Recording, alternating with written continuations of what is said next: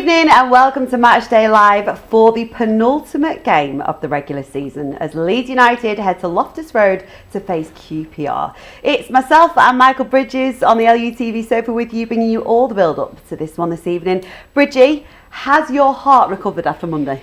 The heart has, but the nails haven't. I've got nothing left to bite tonight. I don't think Daniel Farke has either. No, he was saying, wasn't he, after Monday night's game? It was an incredible game. I mean, the manner we got the result, the 4-3, it was incredible. What a game.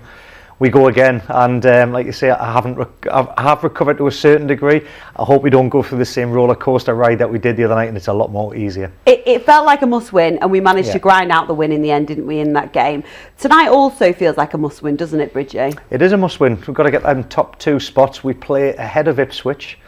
We can go 4 points, and obviously it's a must win for QPR as well. They've got a massive opportunity tonight as well for their relegation battle. So there's things going on at both ends of the division, and like you say, we've travelled to London, we're going to QPR, we've got to get the job done. It's 3 points, it's a must. Bridgie, it feels like a few seconds ago we were sat across from each other. The manager's spoken about the fact we've had 2 games in 4 days.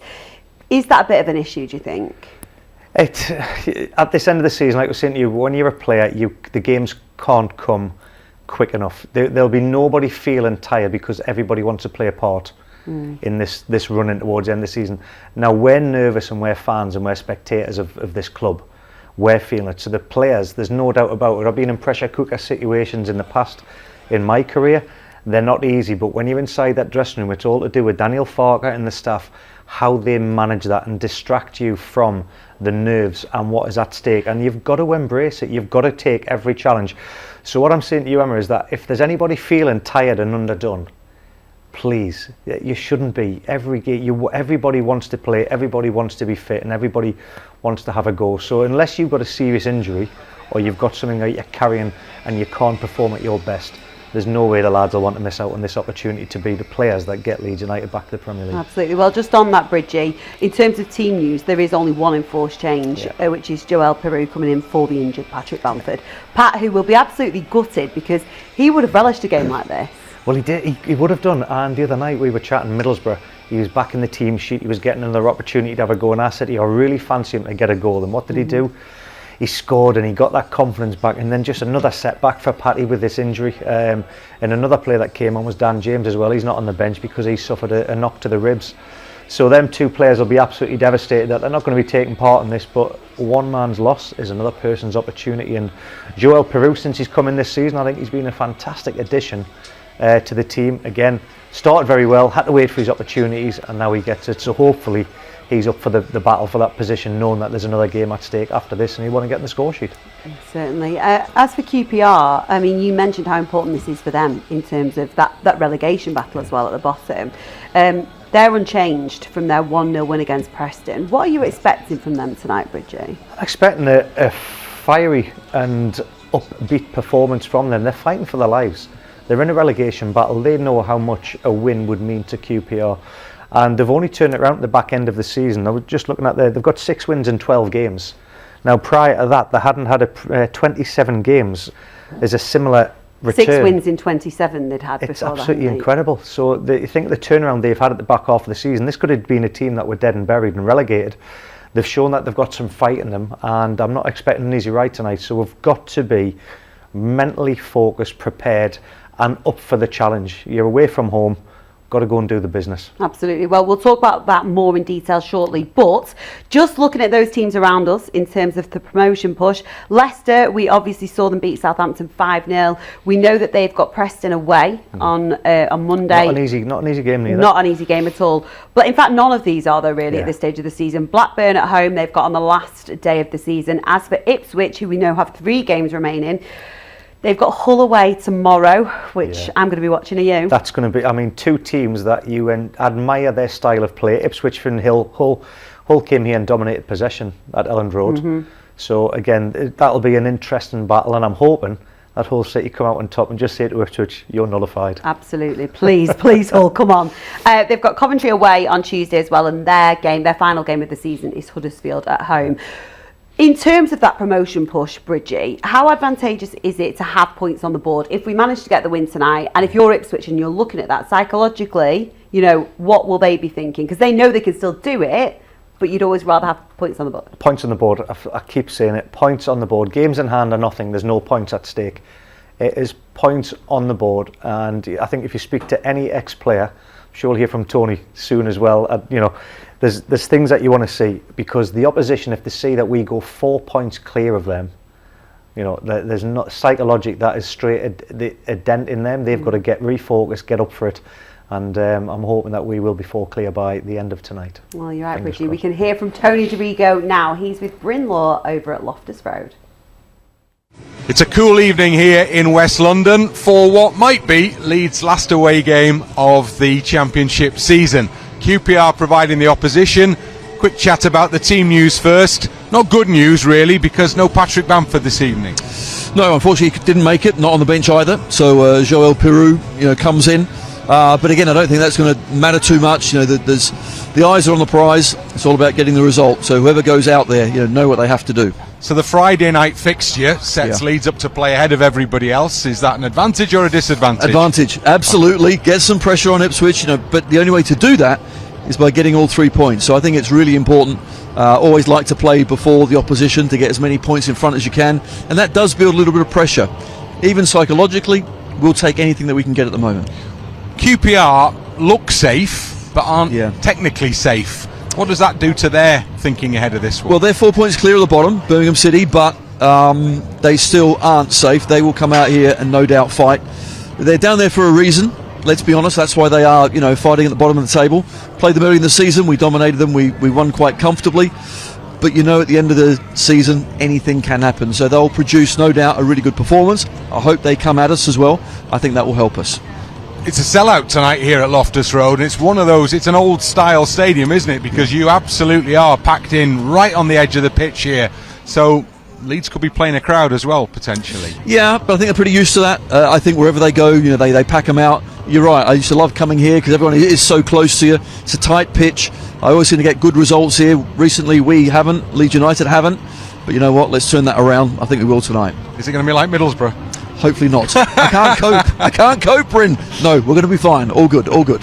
There you go. Listen to Tony. He is the voice of calmness and confidence. I'll tell you what, we'll get to half time and then we'll decide if we'll listen to Tony A. Because if it's anything like Monday, I'm not sure I can handle that. But that was a real test. Tony's right, that was a real test on Monday, wasn't it? Does that almost boost the team more mentally when you manage to get the 3 points in a win like that, Bridgie? Oh yeah, because the team have played their part scoring goals, 4 goals away from home.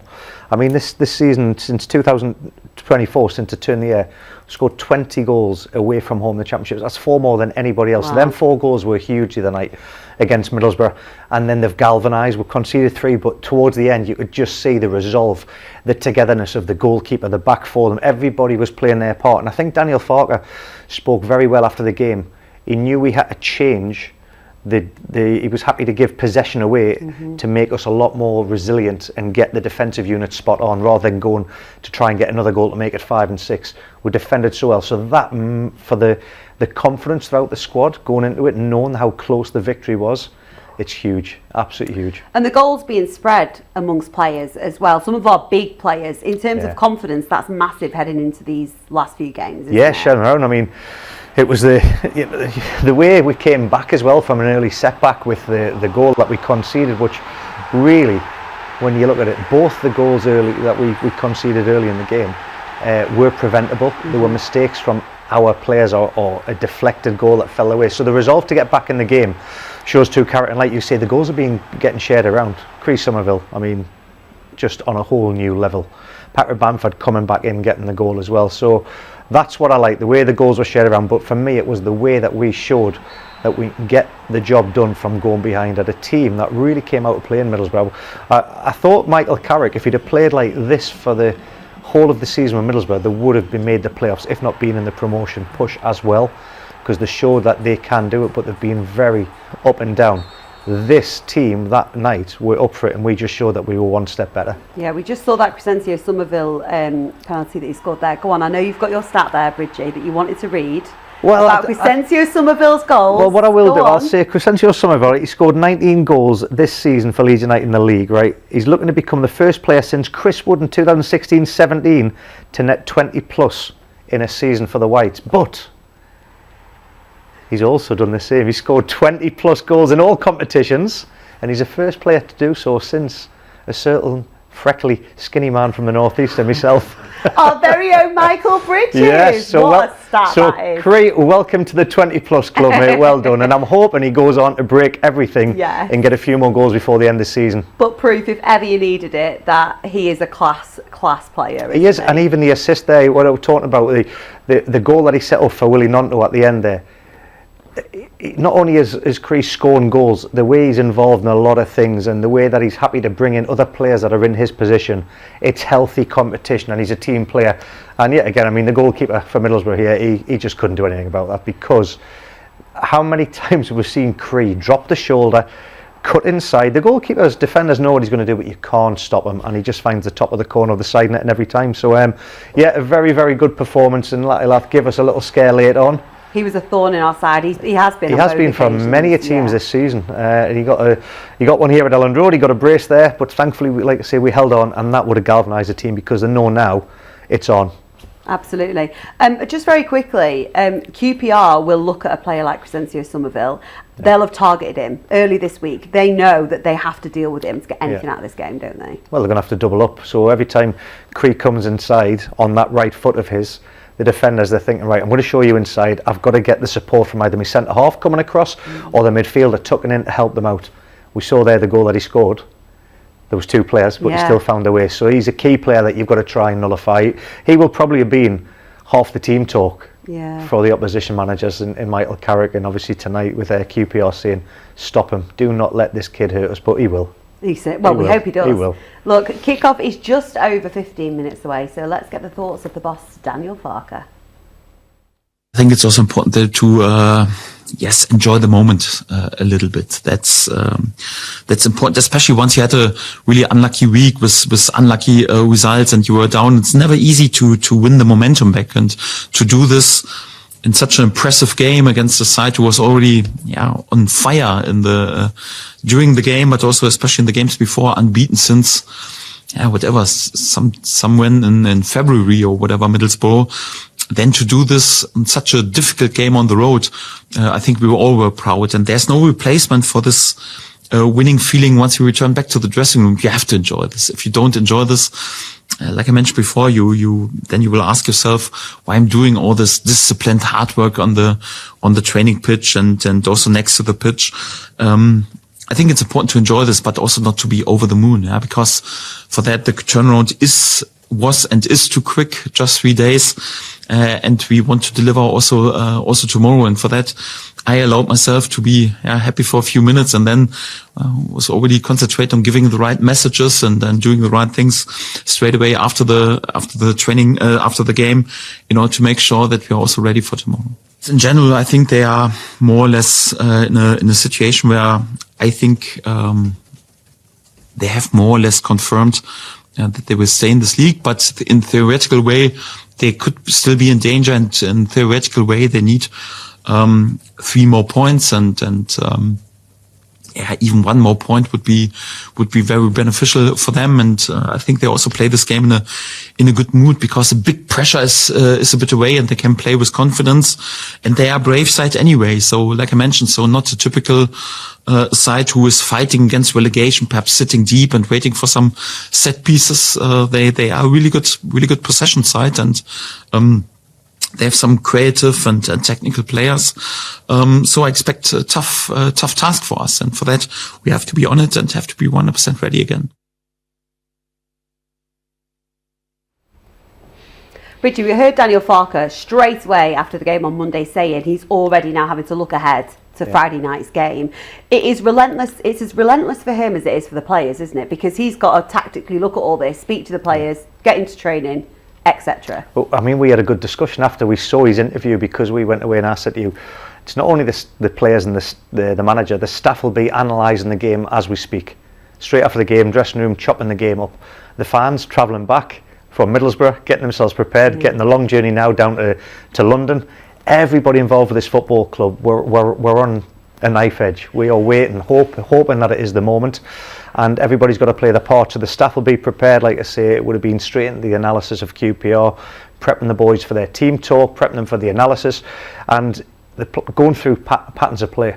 So whether that's a walkthrough or whether that's at a bit more intensity, because you don't want to wear out with such a short turnaround. So the hard work and preparation that goes into the planning into this game, it's absolutely incredible. So that man has got the staff, they know what they are doing. He's been in this situation before, and you've got to be focused. Now, once a player step over the white line, there's Daniel Farke can only instruct. You've got to try and take that game plan and execute it. And part of that preparation, no doubt, will have been looking back as well at that game against QPR here at Elland Road in October, when Crescencio Somerville got the only goal. But they did dig in, didn't they, in that game, QPR? Yeah, they did. They certainly did. But I thought we controlled the game. And Cree's goal was lovely. I mean, the way he took it, the touch in front of the goalkeeper, he still got a lot to do, because the angle was, the goalkeeper came out and anticipated the touch, and he still found a way. There wasn't many angles to go for. So then we managed the game very, very well. I think the stat for me, I was looking at, big chances created by Leeds United. We're sitting third in the division with 118.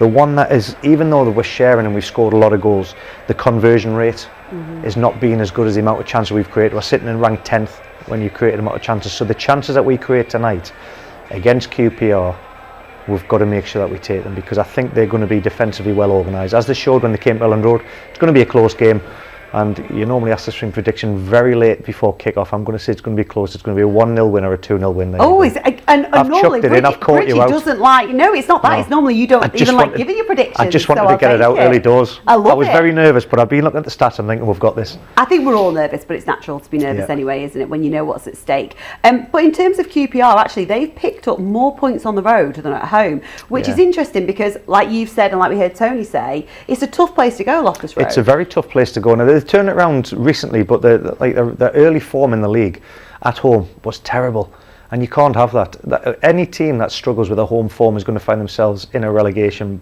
battle.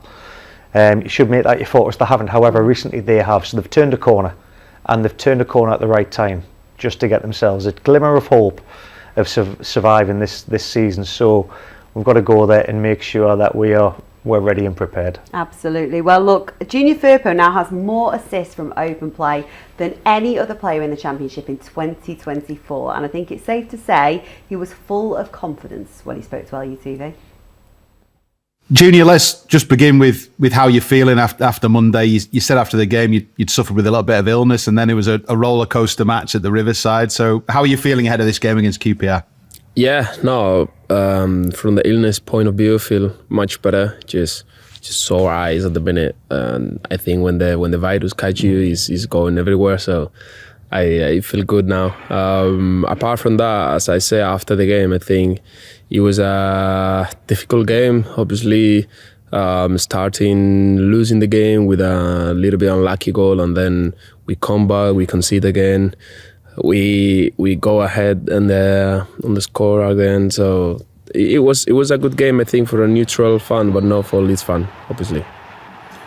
What do you think a game like that shows about the team? Because people outside of the club were probably asking questions, given recent results. So what does a match and a performance like that do for you and say to everybody for the final couple of games? Well, I think the most important thing is the personality, personality that we show on the pitch. When you are fighting for title or promotion, or when you're fighting for something important and you concede the straight punch in the face in the first minutes, it's always difficult to come back, but what we did there in the stadium, I think, was full. Their fans were rocking, and I think what we did is we show some courage, some heart and some spirit. So really happy for that. Because you had to sort of dig in, especially towards the end of the game when they got the third goal. It was about defending and making sure you got the result. And a few of the players said that, Junior, that Monday was about getting the result, however it came. 1-0, 4-3, 5-4. It didn't matter, did it? I think the last three games are like that. It doesn't matter how the result come. We just have to get over the line, and we just have to win every game to be able to give us a chance, to be there at the end of the season where we want to be. Monday was this type of game.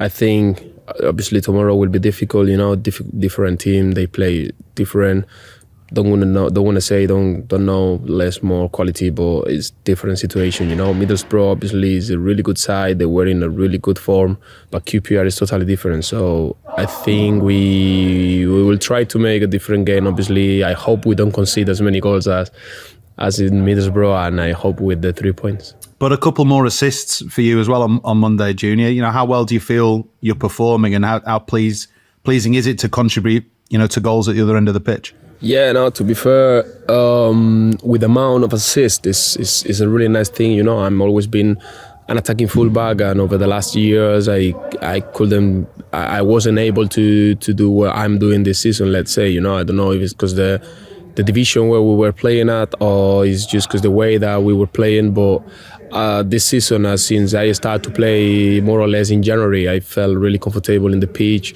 I think we play in one way that it benefits me a lot and it suits me a lot, and the partnership that I create with Cree over the left side, I think is fantastic, and as I said, being able to contribute in the team with those assists, for example, or with the defending or everything, it just makes me so happy. And what is that approach, Judy? Because obviously you want to go there and win the game and put the pressure on the other teams chasing promotion, but there's got to be maybe a little bit of caution because of playing away from home, and there's a lot for QPR to fight for. So how do you strike that balance in approaching the match?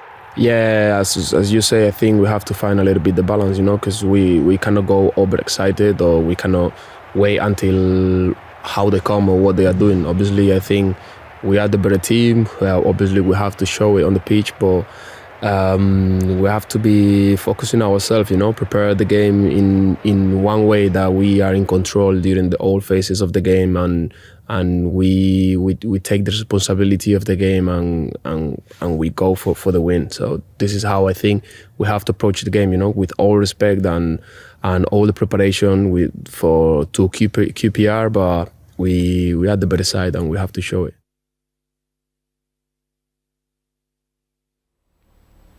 Something he said there, Bridgie, that I found interesting was, about being in control during all phases of the game, which kind of echoes what Daniel Farke said and what you were saying earlier about, sometimes you have to relinquish possession but capitalise on those moments when you do get the ball. It's having a game plan for each opponent or each moment of the game, and what phase you're in, like what's the clock saying. So it's fantastic that he understands that, he's getting the message across. Absolutely. Just very quickly, because Michael Bridges gave me a little talk on the different phases of the game. Go on, Bridges, have your moment. Yeah. Go on. He wanted to share this with you. He was very excited. How many moments in the game what he's on about? And basically there's 5 main moments in the game. There's when you're in possession, there's when you're out of possession, there's when you're transition moment losing the ball, and there's transition moments gaining the ball back. And then the 5th one is set plays. You've got your throw-ins, your free kicks, your corners. So they are all the moments that you go over as a team and a coaching staff with your players. You'll work on possession, playing out from the back. You'll work on closing and pressing down to win the ball back. And then the transition moments, which we have been absolutely incredible at this season, because we've had the players with the pace in the transitions to go from attack to what we call defending to counter-attacking. Well, and Bridget, that has been part of our DNA this season. If we aren't winning at half-time, we're going to send you to Loftus Road and you can relay that to the lads. That's where we go. Five moments. Yeah. Look, I don't know if this is the right moment to say it, but I'm going to say it anyway because I know you love a stat. Right? Leeds United have won 27 league games so far this season. Yes. If we win tonight, obviously that'll be 28. Yeah. That equals the most league wins in a single campaign. When was the last time we did that? Oh, this is... You going back? We didn't do that now, yet. It was the 2019-20 promotion season with Bielsa. Promotion season. Oh. So that again echoes so we're one completely. We are one off. If we win tonight, we equal that. And we went up as champions then. Yeah. So doesn't that show just how excellent that's positive this side attitude. is? You've just made every single Leeds United viewer on this just think, yes, yes, this is the one. Well done, you. Love it. Look, Bridgie, you gave us your prediction. Your score prediction already. 2-0. How important is an early start? Because we say it all the time. Yeah. We saw that we managed to win with character in that last game. But an early start, we know how important it is. I've seen a lot of performances at Elland Road this season where we haven't started the game well, but we've managed to grow into the game, and we seem to play our best football towards the back end of the second half. We conceded early against Middlesbrough, showed great resolve, so we need a very, very good start into this game all day long, Emma. And I want to see an instant impact in the first 15 minutes just to nullify QPR's fans. Well, it's time for our final away game of the regular season. Let's head over to Loftus Road and join our commentary team, shall we? Bryn Law and Tony Dorigo.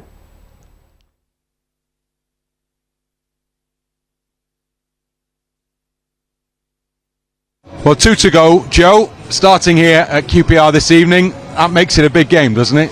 Yeah, of course, everyone knows it's a massive game for us, but like I said, we're going in with this with confidence. I'm going to give everything and hopefully put in a strong performance. Good results earlier in the week away at Middlesbrough. Do you expect a similar sort of game tonight?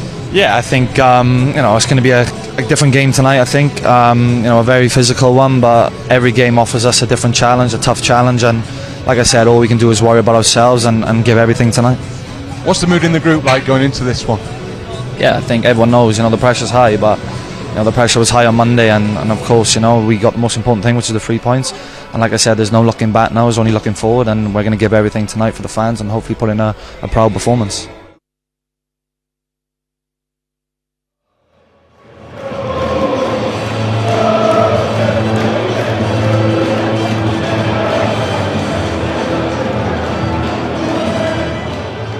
Eight days to go and still so much to